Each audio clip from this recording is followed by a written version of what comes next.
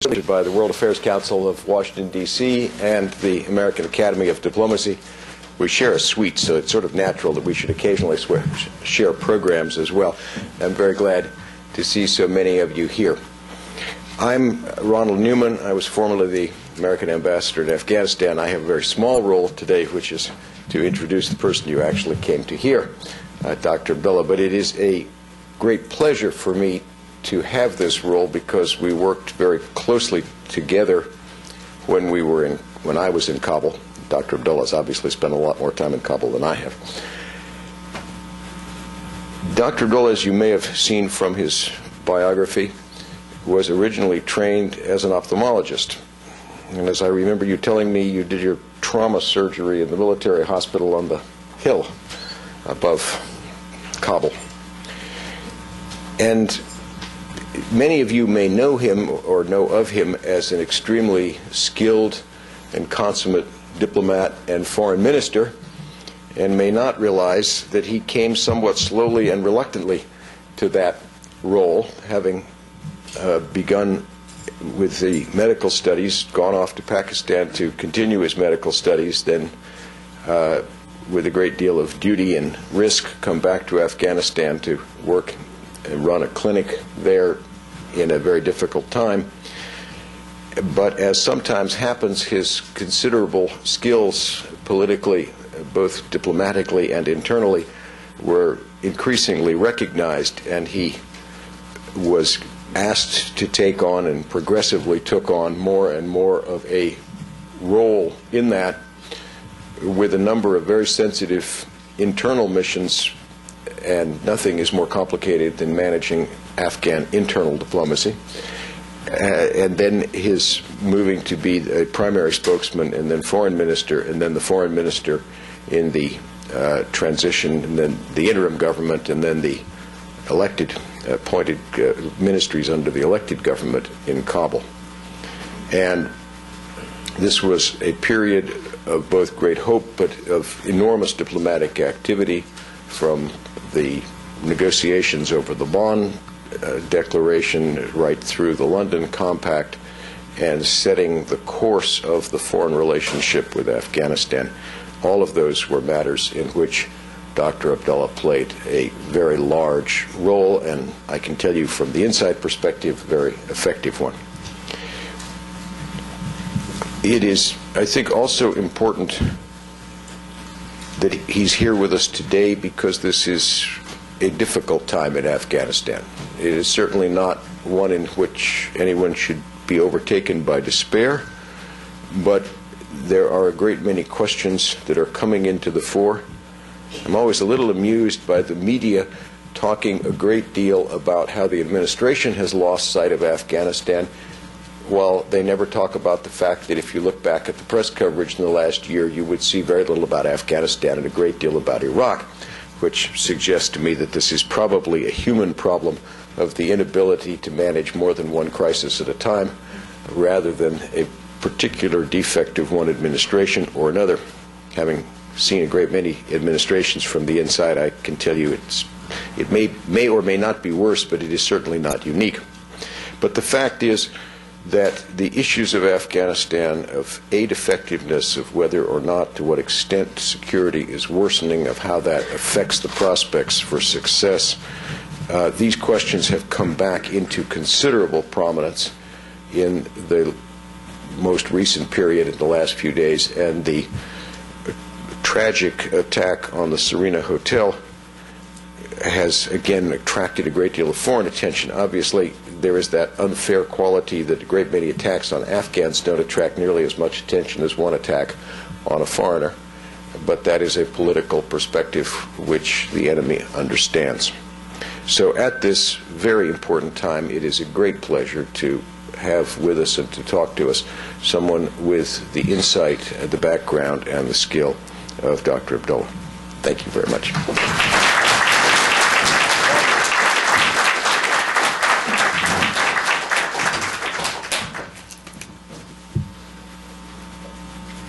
This is not your mobile, yeah? No. Okay. I think somebody's peeking.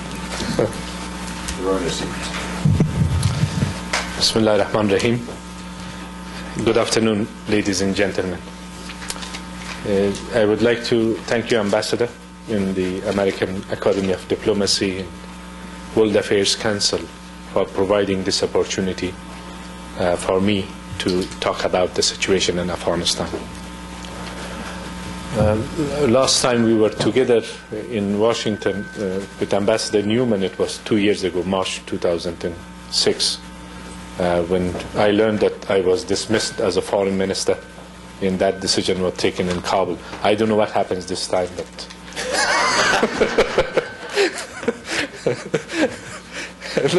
no, that's no. But the reason that it was just a side joke. But I mentioned about that. That was on the strategic dialogue partnership between Afghanistan and the United States. That's where we got from a period before 2001 up to 2006 in terms of relations and working together. I was, as far as the American Academy of Diplomacy is concerned, it was like quite a few years ago, perhaps '99, which I was invited for the first time here to talk to the audience, and those were times which there was little interest on Afghanistan and about Afghanistan.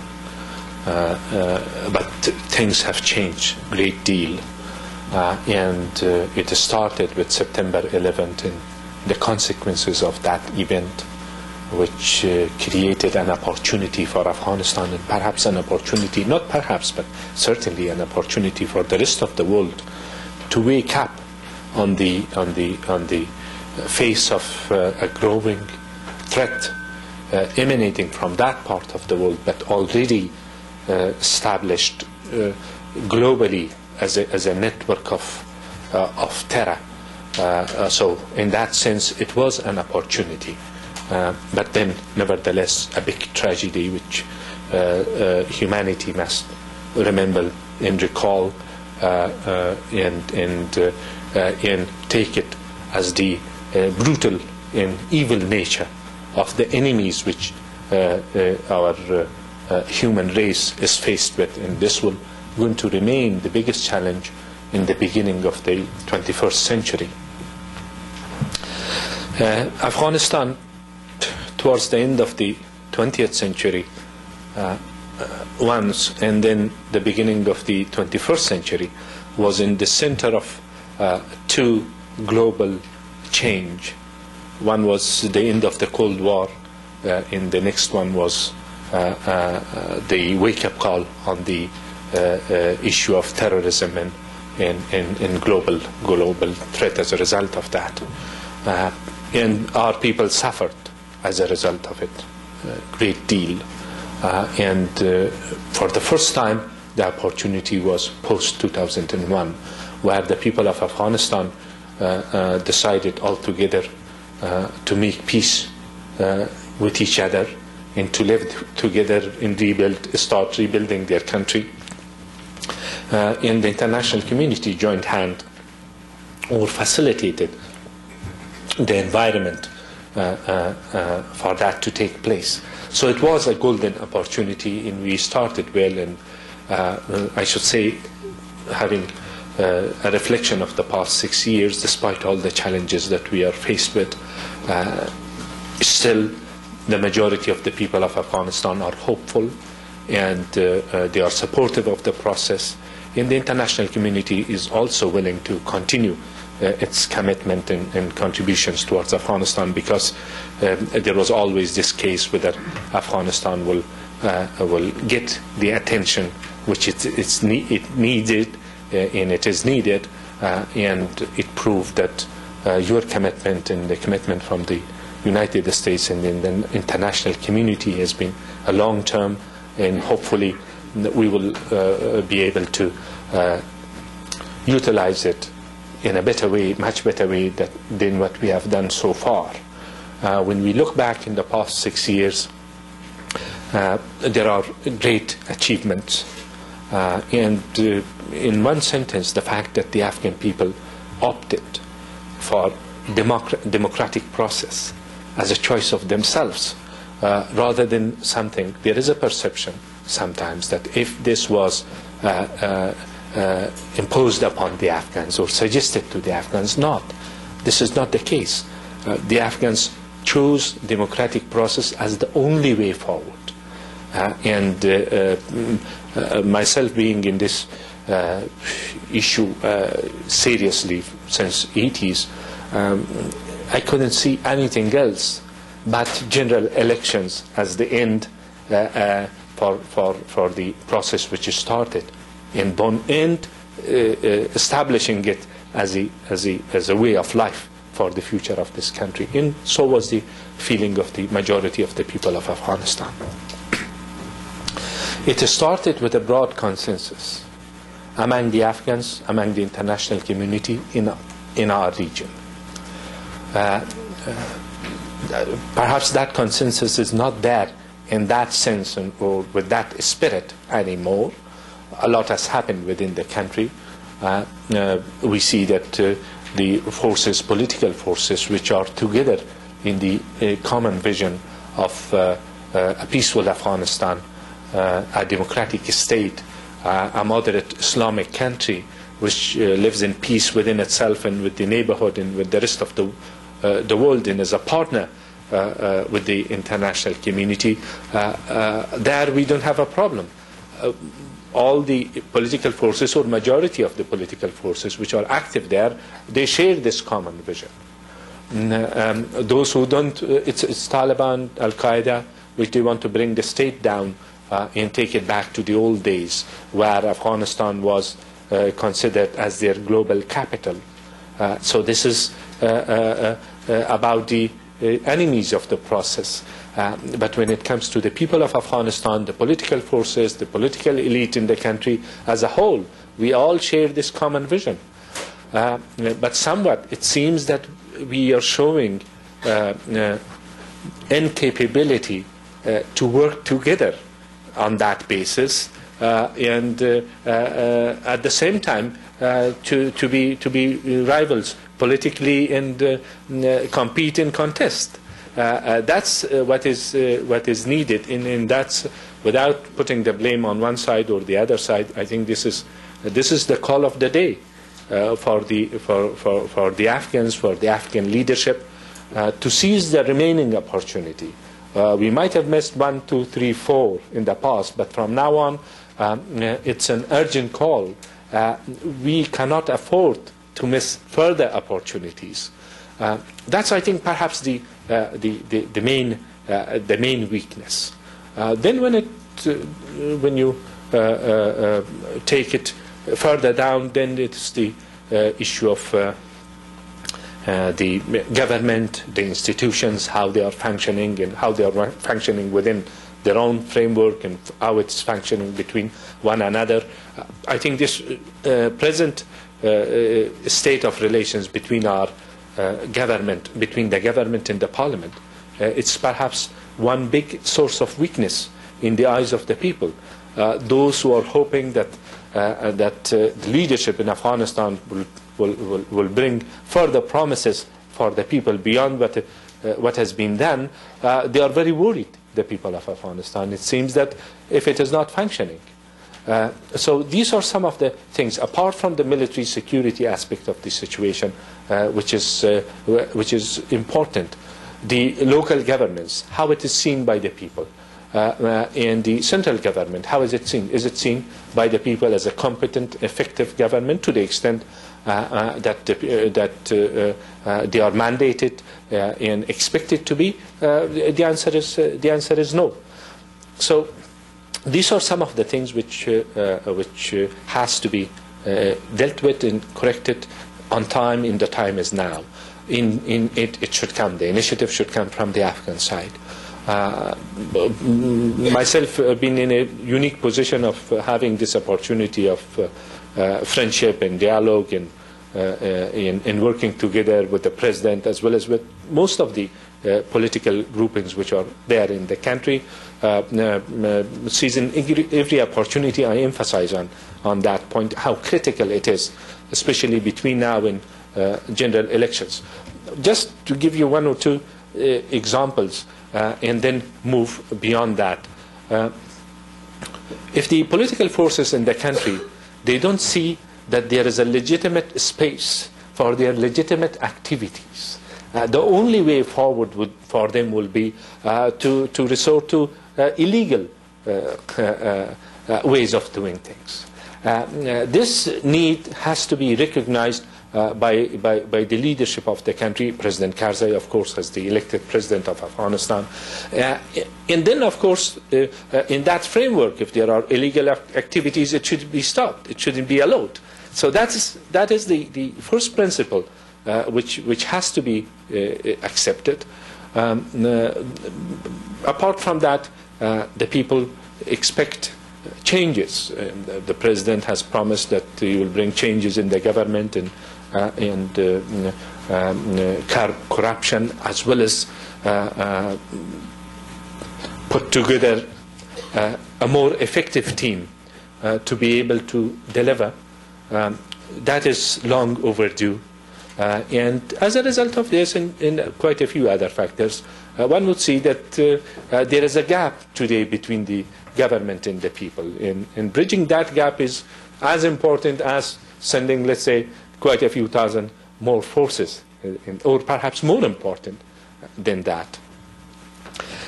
The situation has been complex right from the beginning, but we knew the complexity of it. There was internal factors and dimensions to it. There was regional factor to it. I mentioned it all started with a consensus.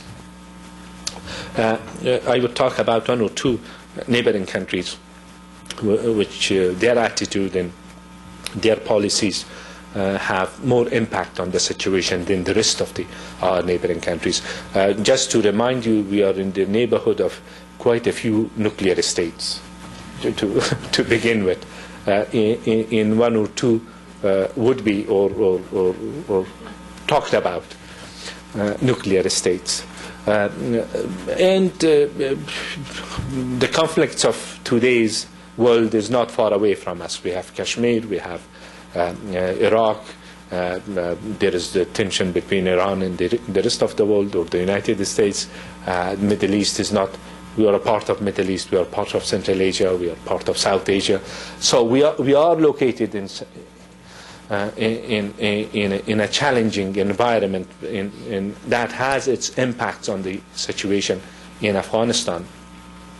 But when it comes to a particular case of Afghanistan, the United States, post-September 11th, when Taliban were uprooted within Afghanistan, when they lost their bases within Afghanistan, two things happened simultaneously.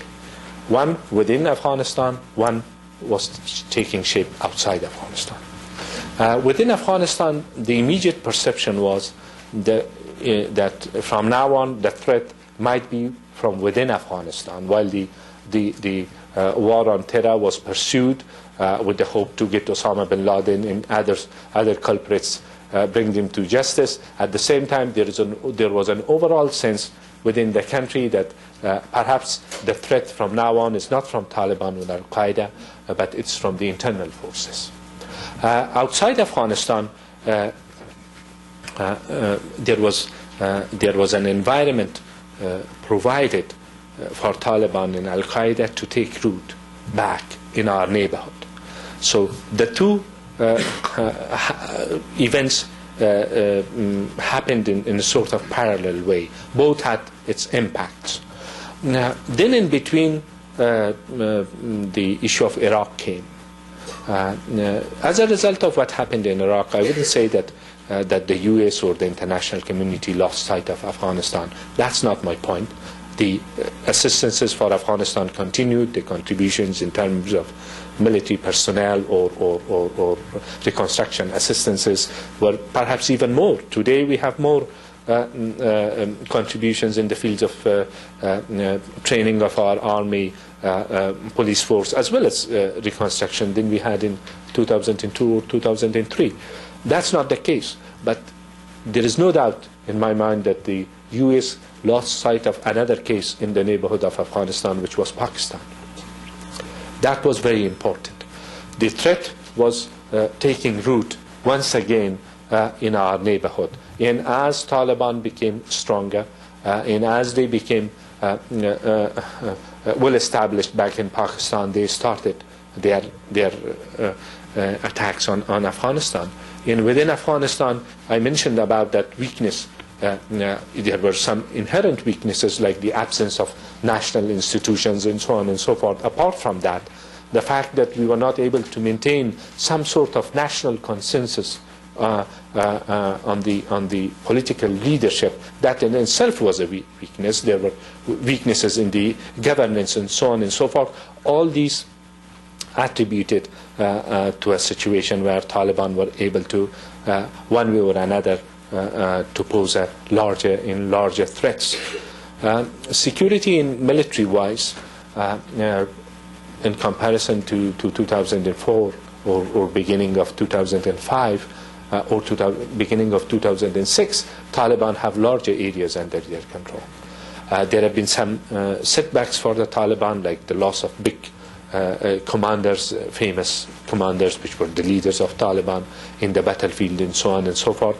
But it's still, they are in control of some parts of the country in the south, and they are posing a threat to the lives of the people there.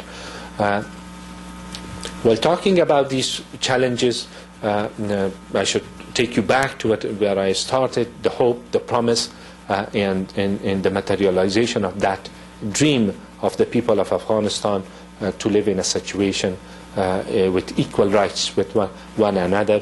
The start of that process was a big achievement for all of us. And in today's situation, the majority of the people of Afghanistan are still supportive of the process.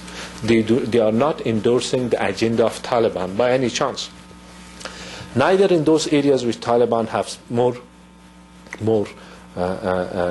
control, more influence, nor in the areas which are far away from the borders with Pakistan.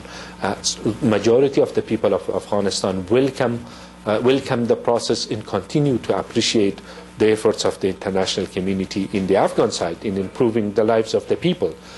But at the same time, certain things has happened which has sort of confused the perception of the situation as a whole. I'll come to that point later on. Talking about one neighboring country, recently there have been concerns about the attitude of another neighboring country, which is the Islamic Republic of Iran. Mainly, there are two main issues at this stage being talked about. One is the claims that Iran is supplying some Taliban elements and providing them with the weaponry. That's one. The second issue is, of course, the issue of the Afghan refugees in the Islamic Republic of Iran, which are being forced to go out of the country. That's, of course, an issue for Afghanistan to deal with it, but at the same time, considering the challenges of Afghanistan, Afghanistan people expect the neighboring country Iran to consider it from the humanitarian point of view, and also from the good neighborly relations which we establish between one another, and the fact that Afghanistan is also willing to receive its own citizens in its own soil, but it is faced with the challenges.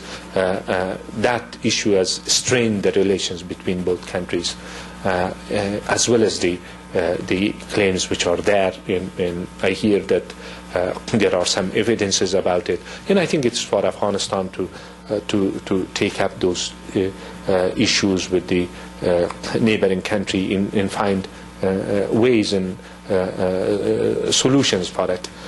With the rest of the neighboring country, we have established good relations, and as a whole, the idea of post-September 11th or post-Bonn Conference Afghanistan was to present Afghanistan as a land bridge. We are a landlocked country. In most cases, it is a disadvantage, and we share those disadvantages of underdeveloped countries being a landlocked, being mountainous and populated country, but at the same time, since we cannot change our geography, so how to see it from a different angle, and most of our efforts were concentrated with the neighborhood and with the region to present it as a land bridge between South Asia, Central Asia, and Middle East, and most of my efforts in the Ministry of Foreign Affairs were concentrated when it came to the region on that aspect of it. So we took part in the regional organizations. We are a member of SARC, which is a South Asian organization. We are a member of ACO, which is mainly Central Asian, and Pakistan is also included in that. There is a CARIC organization, which is again Central Asian organization. We are a member of OIC, the Islamic Conference. We are in a contact group with Shanghai, which is mainly a security organization. China, Russia, in Central Asia are part of it. So these were the attempts to play a regional role. So the neighborhood of Afghanistan see a stake in the stabilization of the country. As a result of such efforts, we have trade relations, transit agreements with different countries. We overcome the inherited challenges of the past with different countries. And with the Islamic Republic of Pakistan, we were able to make headways in all aspects of our relations. The only constraint was about the presence of Taliban leadership there, and issues which are related to that nature of the relations. Other than that, things started working well for all of us, but we know that recently there have been developments in Pakistan where Taliban is stronger in Afghanistan means Taliban is stronger in Pakistan, vice versa. Now we see that they are challenging the state institutions in Pakistan as well, and it has turned into a bigger challenge for us. So going out of stepping outside this region, it comes the international community in the United States, which is playing a lead role in helping Afghanistan. I thought that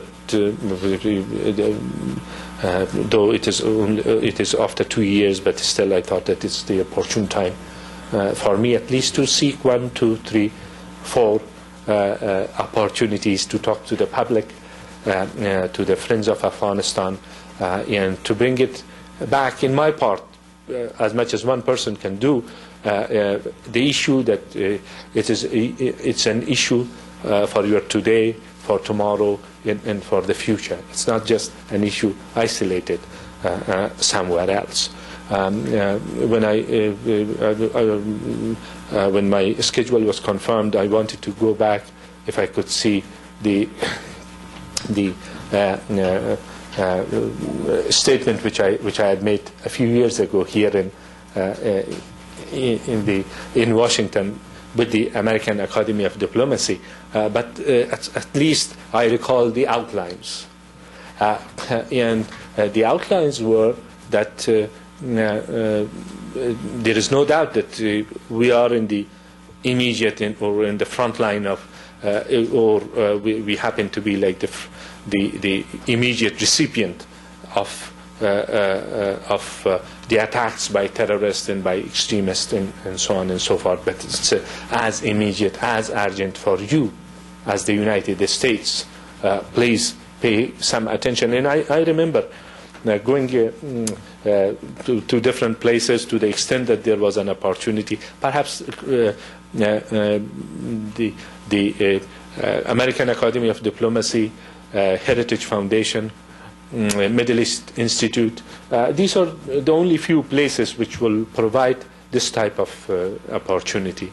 And then I will try at that time to convince 1 or 2 journalists to go to Afghanistan and to cover the story. And once I went to CNN and I talked to the gentleman, which is like an editor in terrorism, as far the name didn't come to my mind immediately, but I might recall the name. And I talked to him, and I warned him about this story. He said that, look, this is the story that we should start covering it from now, from today. But unfortunately, no producer will be interested. So these are all behind us. You are there today. It is for Afghans, for us, to seize this opportunity better, much better than what we have done so far. And also it is for all of us together to work it out. If there are lessons in the past 5-6 years, why not take it and use it for the betterment of the situation in the future? And there are certain issues which I'm sure will come up during the question and answers time, but again, I would like to thank you and leave the rest of the time for Q&A. Would you like to stay up, or would you like to I'll be, yeah. Fine. I'm going to stand up for a second because I can't see who's asking questions on this side of the room if I sit down, and then I'll be accused of discrimination. I'm going to, if I may, just exercise that famous moderator's prerogative to ask the first question.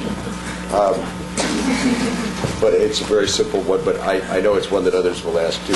There is a great deal that says security is just going from bad to worse. Would you just comment briefly on how you see the security situation? In terms of statistics, there are two ways, or perhaps more than two ways of looking at it. In terms of numbers or statistics, this year or last year, there have been some improvement in the security, or there should have been some improvement as a result of the activities which has taken place. For example, Taliban lost 1 or 2 bases, which they used to use it as a training camp, in Musa Qala, in Panjwai, in Jere, in southern Afghanistan. Or they lost some of their most famous or infamous fighting commanders like Mullah Dadi Allah and the others, which has affected their capabilities. And examples as such. Then we have our national army, which is performing much better today. One of the challenges of our institutions has been that from one side they would get the training, from the other side they will fight an insurgency. So at the same time, that was the main challenge. So our national army is performing much better than it used to, or a few other numbers or statistics in that regard. But at the same time, there is no doubt that Taliban are much stronger in Pakistan this year than they used to be last year or the year before. So it will affect us adversely as we move along. And then the perception of the people as a whole, that has changed. That is not as positive, as optimistic as it used to be. In the minds of the people, security and stability is now a question rather than a phenomena that they would motivate them. It would motivate them to move forward. So that's and then talking about the perceptions, there are perceptions about the situation in Afghanistan. For example, about the involvement of the U.S. in the international community. You are aware of it.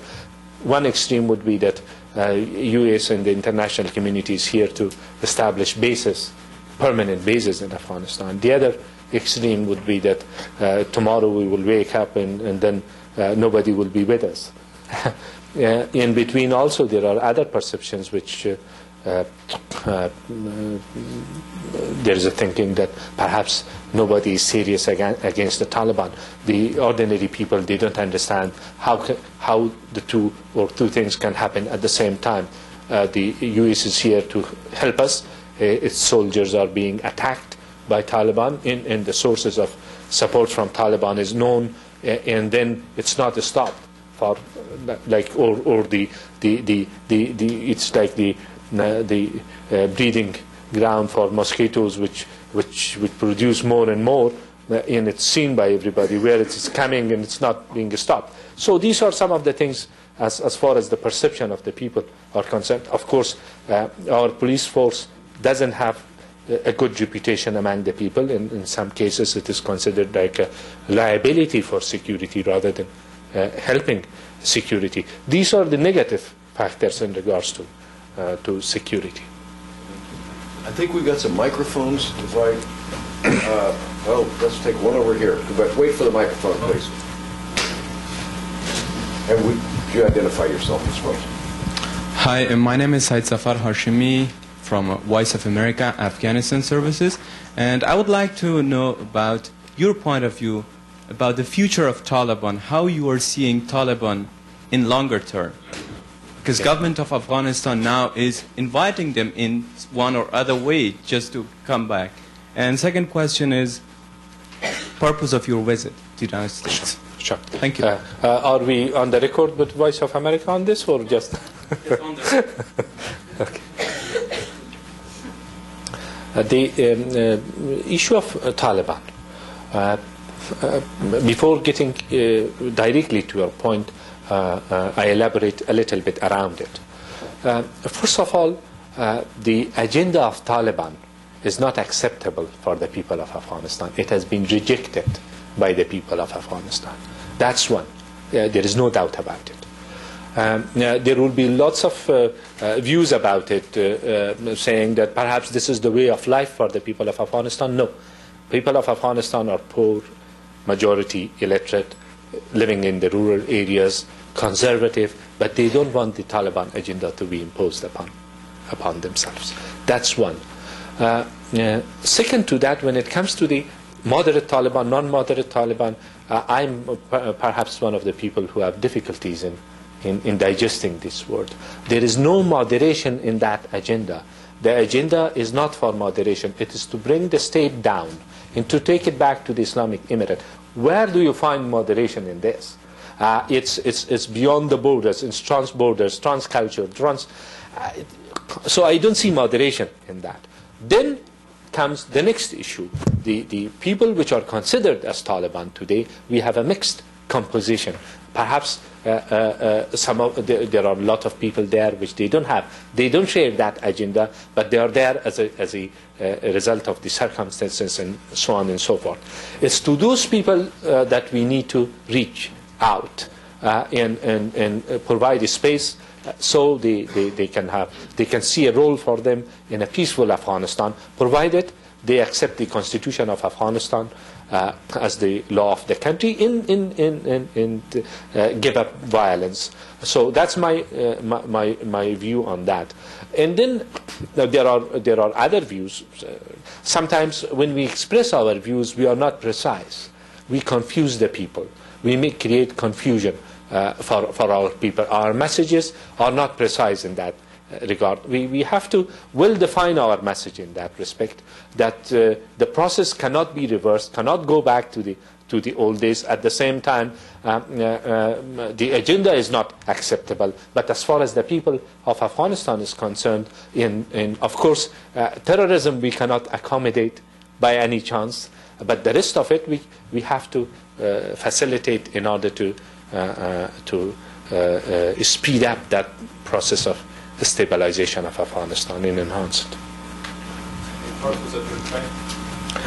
My visit was just to as I mentioned earlier, to seek this opportunity to express my view as somebody which has been involved in this, and it's mainly a few speaking events like this, which I'm going to have in the coming few days. Let me get. If you would just wait for the microphone, since they are filming and they go on record. Mr. Abdullah, one of the unknowns that I've never understood, we talk about the opium trade and we talk about the massive trade, and obviously it goes from Afghanistan to a criminal element somewhere, and it goes, I understand, to Europe and places like that.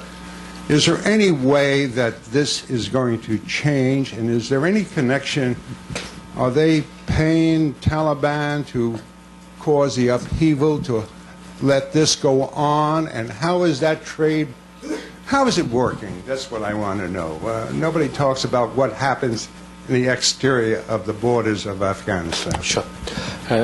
This is perhaps the next big challenge for the people of Afghanistan to terrorism. It is of course complicated. It has roots in the insecurity in Afghanistan, in the neighborhood of Afghanistan, as well as socio-economic circumstances of the people. We have our record is not something that we can claim that we should be proud of it. We tried different methods in different ways in different times in the past few years with little results. Mainly, I would say there will be a lot of analysis about it, but mainly we were not able to find a solution for the farmers which are doing it. As the sole source of livelihood, rather than doing it with the interest of feeding the international mafia or Taliban as a criminal organization. There we haven't worked out a program to ensure that the farmers of Afghanistan who are doing it as a sole source of survival will survive with something else. That's one main element. Next to that is the fact that we are busy too many things at the same time. Sometimes perhaps this doesn't show up like a priority for us, while we know those of us who have an insight of the situation understand that this is as destabilizing, let alone other impacts of it, as you can imagine, and it has to be a priority. In our record, we have examples of areas that have managed in the past few years to bring it to zero. This is, I think, something that we can copy it with a little bit of modification, because in Afghanistan the territory, the terrain, the socio-economic circumstances differ one way or another from one province to another one.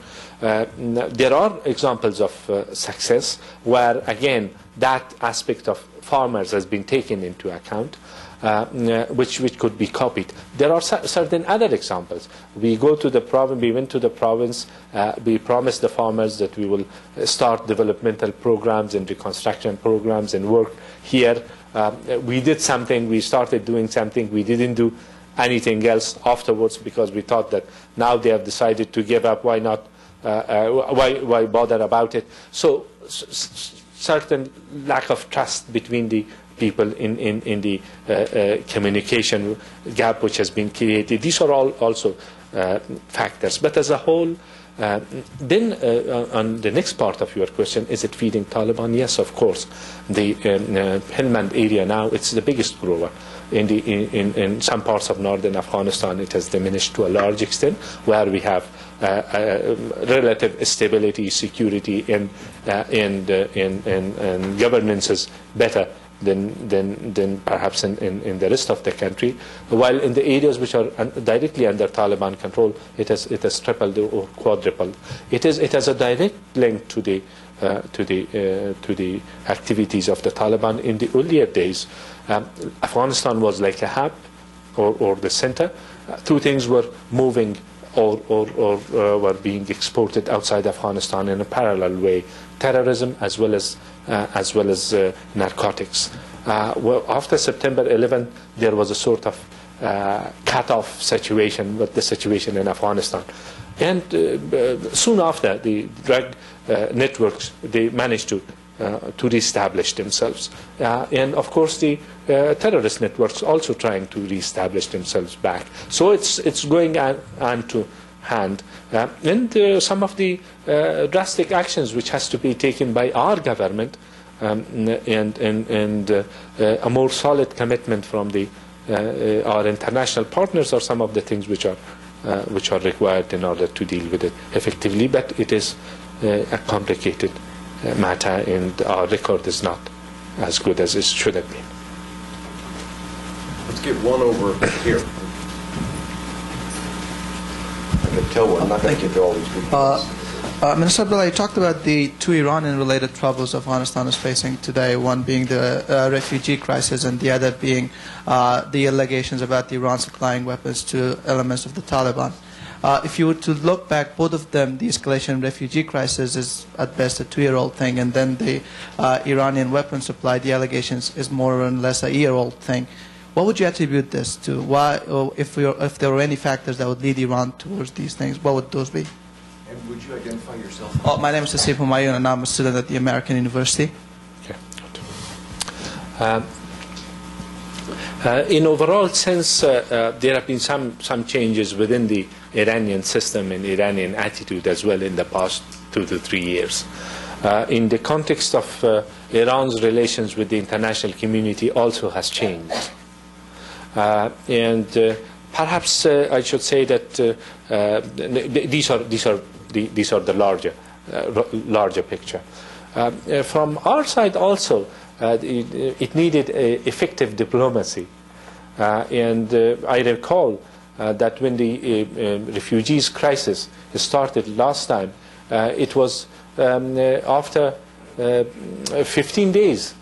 After 15 days that there was a phone call from Kabul to Tehran about that issue, while people were suffering on daily basis. So that also, to some extent. But in overall sense, we know that the dynamics, internal dynamics, and as a result of that, the dynamics of their international perception has also changed. And my concern will be that if the tension between the United States and Iran grows as it grows, so would be the spillover of that on the situation in Afghanistan. But it is for Afghanistan to take further efforts to contain, if there is any damage, and to work it out, and not to let it to grow.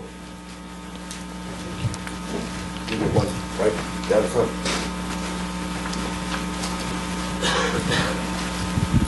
Thank you. I'm Linda Grover, co-founder with Congressman John Conyers of Global Family Day and the Global Family Program. I loved the image of Afghanistan as a land bridge connecting other nations.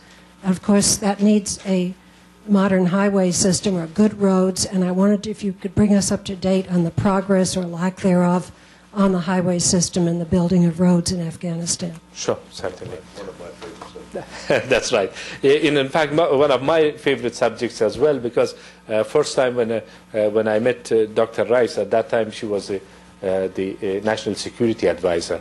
She asked me in a meeting, before the meeting between the two presidents, that if you tell me one priority, we cannot take everything at the same time, but if you tell me about one priority for development in Afghanistan, what would that be? I said the road. And if specifically I mentioned the road between Kabul to Kandahar because of the importance of that. We are about to complete the ring road, which connects Afghanistan all around. Not only connecting Afghanistan, but also it connects Afghanistan to the neighboring countries. So that is in place now. Not only that, we have started projects, for example, bringing electricity from Tajikistan, from Uzbekistan, and later on there is a broader project of bringing electricity from Kazakhstan down to Pakistan. There are some small railway projects. All the border crossing points, official border crossing points, are being connected to the major cities in the neighborhood. For example, Kandahar to Spin Boldak, Jalalabad to Turkham, Herat to Islam Kala, the Mazar Sharif to Hayratan. So the bridge which was built with the help of the United States between Tajikistan and Afghanistan on the Oxus River, this is like the second bridge on the Oxus River. The first one was built by the Soviets in the old days, but their aim was, perhaps apart from anything else, to be used by their forces later on. But this one is void of any wrong intentions behind it, but it's purely for connecting the region. And I think we should also step further. We should go further than that and connect the economies of the neighboring provinces. This is we are more or less in the same sort of circumstances, and one can benefit from that.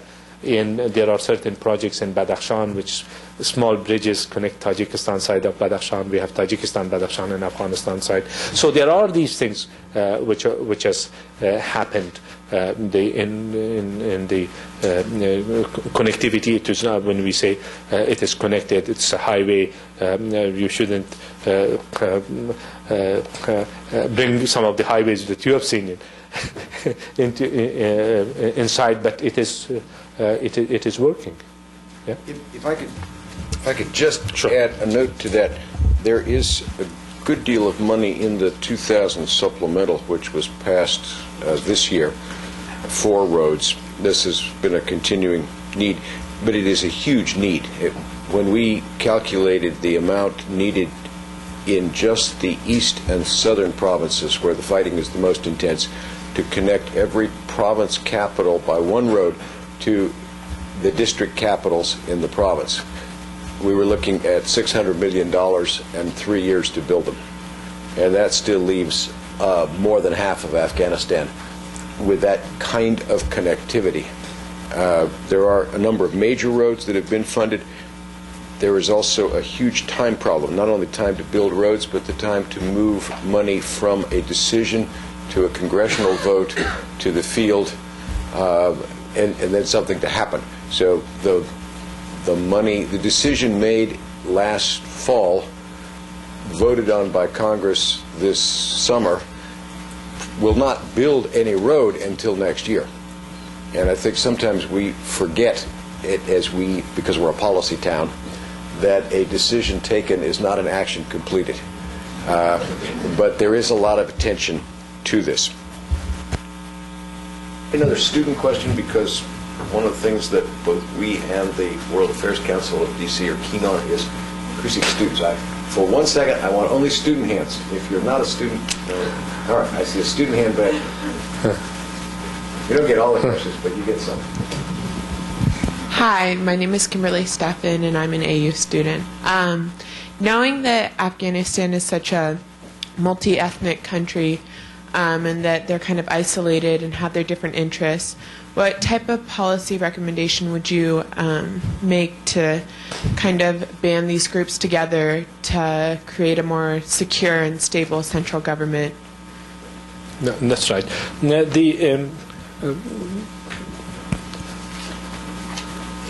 Certain issues which will help not only in long term but also in immediate term. A little bit of devolution of authority from the center to the provinces. It will help. At the beginning, it sounds like a chaos and so on and so forth, and some of us are very allergic to that, extra allergic to that. But I think we should have the courage to see the situation and look at it thoroughly, and there is a historic background to that. Since creation of Afghanistan, or since the definition of our borders, the state instrument has been one of control, to control citizens of your country. That has been the main concept behind state building. It has worked in a stage when it was forced and with brutal force upon the people. It has come back on us when that forces has been released. So in the light of that the history of Afghanistan, as well as the recent history where everything changed for Afghanistan. The social fabric of the society changed, the mentality of the people changed, the people migrated, returned back, and they are more aware of their rights as citizens of that country. I think certain devolution of authority will help the situation there.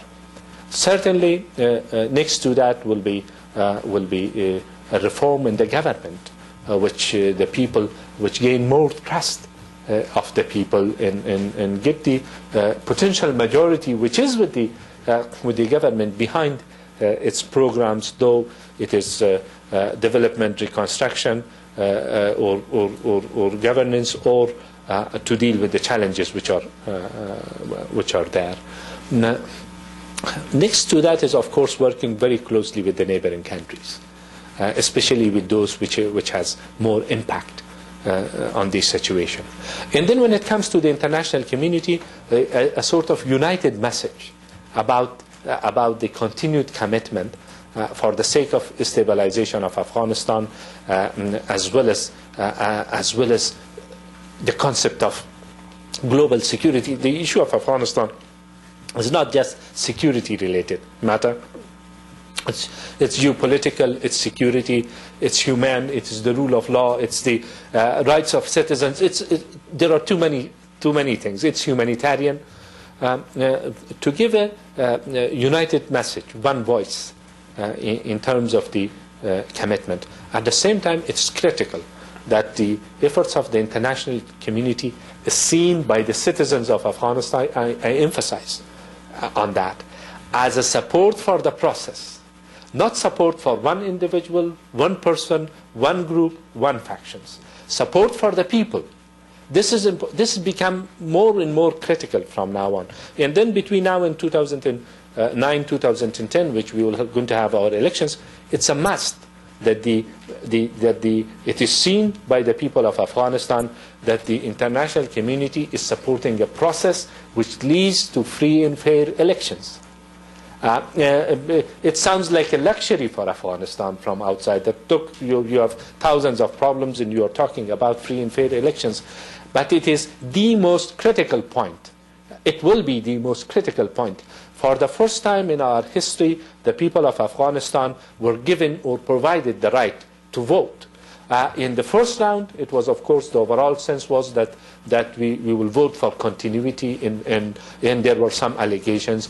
We knew that it was everything was relative, but in overall sense, the feeling of the people was that it was fair, it was just, and the president was elected, and he has a mandate to continue for another more or less 2 years. But in 2 years' time, it has to be seen by the people of Afghanistan that it is a fair play for everybody. And then that's the chance. And then before that, the institutions that we established, like the parliament, the government, the judiciary, we need to get them work and function better than it used to be. And the international community also should broaden its basis of engagement.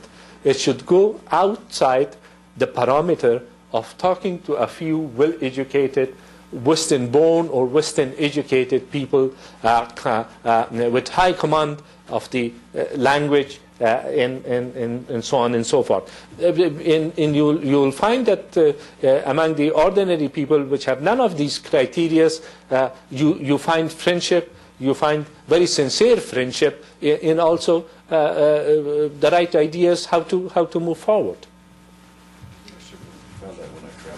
Infrastructure development, particularly public health infrastructure in Afghanistan, and the care and the health of women and children in particular, given that the Taliban had caused or set in motion so many health issues for the entire population. And I'm wondering, are there monies in place, and is there a capacity to rebuild the public health infrastructure of Afghanistan? This is one of the areas which has been considered as priorities when it comes to the development of Afghanistan and reconstruction of Afghanistan, education and health.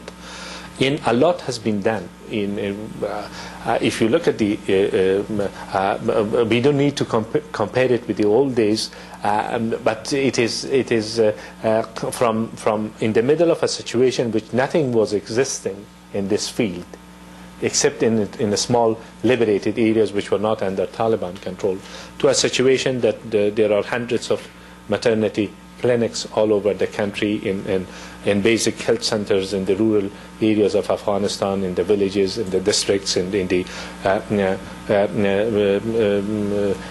health centers in the provincial capitals, clinics and hospitals, in the training courses, midwifery training courses, vaccination, nationwide vaccination programs. Even in Musa Qala, which was under Taliban control, this national vaccination program was implemented last year. So a lot is happening, and that has affected the maternal and child mortality rate, and it has lowered it.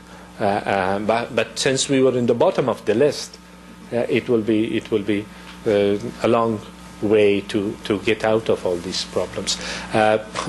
Are there funds available? Yes, of course there are funds available. Is it enough? No. That's the problem is perhaps 10 times bigger than what we can imagine. I think all of the public health, it seems that it underpins all governments of all countries because of the national security issues that it presents. And I was wondering if Afghanistan was such a high risk, if it was even viewed as a national security issue. Yes, by all means. It has continued to retain a pretty high international. It has continued to retain a pretty high international priority. I can speak about our budget a little. It is not quite as high as it was previously, in part because there are certain large projects which only we can do, where other donors can step up. But there are also capacity issues where money can't buy you time, in a sense. When I went to host for the graduation of the first midwives class, the good news was 30 midwives graduated from the course. That was good. But it took 18 months to train them, and they were the first 30 midwives in the entire province at all. And they figured they needed 300 in the province. And that's one province out of 34, but that gives you a sense of how long the process is. It's good training. You can't rush it much faster than that. And that tells you it's a decade just to get where you need, two to get where you need one province. Let's see. One right down here. Wait for the mic. Wait for the mic and identify yourself. Jordan Smith, The American Prospect. Dr. Abdullah, I'm wondering if you're at all worried about other NATO countries, such as Canada and Germany, with their publics losing interest in maintaining troops in Afghanistan, or at least putting troops in the areas where there are real security problems in the South, if you're at all worried about countries besides the United States. It's a sensitive question, and since you are not a student, so I deferred this question and moved.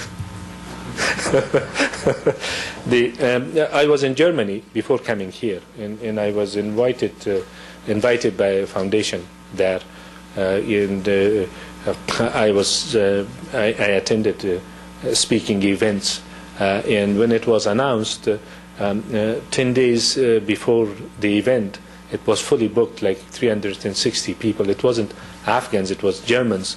So that shows the interest, what they needed, what they expected from me. In most cases, they thought that I'm very diplomatic and I'm not talking openly to them, which wasn't the case. It was like, tell me why we should be there anymore. Tell me the right reasons.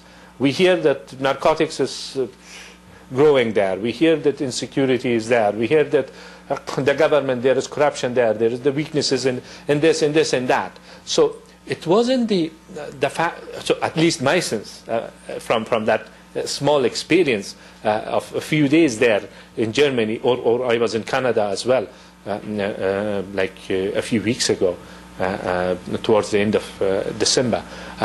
It wasn't the lack of willingness to help, but they wanted to see their help producing results. And we, as the Afghans, coming back to them and being able to convey that message that it's not in vain.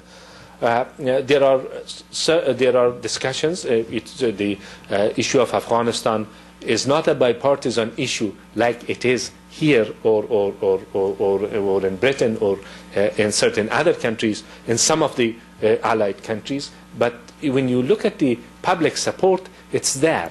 The public willingness, and I think when I mentioned earlier that it's time to have a review of the situation and a reflection on the situation, and draw lessons and draw the parameters of working together in it, and also lighten the prospect of hope for the people. The people in those countries will be supportive. We've got time for one, or are you okay for one or two more? No, I'm okay. As long as you're okay. I'm fine. Okay. Please, sir. If you would bring if you could stand up so they can identify who needs the microphone. I have a very good profession. I'm a veterinarian, and I have charity hospitals in neighboring Afghanistan. And I find the Afghan people, they are very friendly. Even what you call Taliban, they are very friendly. I have hospitals that has an American flag on it. I have seen they bring their livestock there and appreciate what America does for them. Are the Afghani leaders telling the Taliban and telling the Afghani people that American people are very good and they are with them? Or is there any misunderstanding? They are, for me, I see as that they are, if you have a whiteboard and black dot, they are seeing the dot, they are not seeing the big figure, which is white. Certainly, we have to do whatever to bring some light to the situation, if that's the gap. But unfortunately, it's not just their case is not only with the Americans. It didn't start with the Americans. It started with the Afghans. The same people that you're describing, perhaps they are behaving differently somewhere else. But when it came to Afghanistan, they implemented a scorched earth policy. That's nothing to do. It wasn't. The U.S. was absent in Afghanistan, and they separated men from women and took everyone to a different camp in different parts of the country when they captured areas. Too many things as such. The people are people, and you cannot put a category for them and write them off because they come under that category, and you will find different people perhaps among them. But the issue is not just their. It didn't start with the American earlier days when they started their campaign, and it will not end with the issue of the U.S. When they destroy a clinic, they see the flag of Afghanistan and flag of the U.S. side by side. It's a clinic. It cannot harm the people. It can or a school. The broad agenda is not like lack of understanding. In their perception, in their understanding, Afghanistan should return back to the old days and function as it was. And also they have a view of the world, how much we can help. They consider us as infidels, and they consider us as people who are worthwhile killing, or ordinary people on the streets of Kabul being assassinated during suicidal attempts. There is as much as we can do in that regard to influence their mentality, but there are certain other realities which we also have to consider. Thank you very much. Two more quick questions. Yeah. One quick one. One quick if it's directly related to follow-up, but there are... Okay, that's it. Okay. One way in the back, and I think that'll probably be have to be the last one, unless it's something so simple that it really has a short answer, but I haven't heard any of the questions like that yet. I'm Bill Hoffman from the law firm of Davis Polk. But earlier I was at Treasury, at OFAC, and my question is... Can you all hear? Is the mic on? It sounds faint. I think it's on. Close. How's that? Okay. I'm Bill Hoffman from Davis, Polk, and Wardwell, and I was previously with OFAC at the Treasury. And my question for you, sir, is we've had now for a number of years sanctions, both U.S. and UN Security Council sanctions, essentially global sanctions, on the Taliban. Has there been any impact whatsoever from those sanctions? Since they are not operating in the parameters of world legal order or institutions, I don't think that it will have such an impact. Their sources are illegal, in secret, the sources of finance. They are not willing to travel outside that area, so that will not affect them. It might have some moral impact. It might have had, but not more. On the actual situation, they are outlaws in sanctions, and no sanctions doesn't affect them. Thank you very much. I think we have to stay somewhat within our time frame, and I know you're not going to make it from the podium to the door quickly. So I do want to take this opportunity to thank you again, Dr. Abdullah, for taking the time to be with us. Thank you to the audience also for being here and for a really fine set of questions that had a lot of texture to them. Some of you have obviously been doing your homework. The rest of you have been paying attention. So thank you very much. Thank you.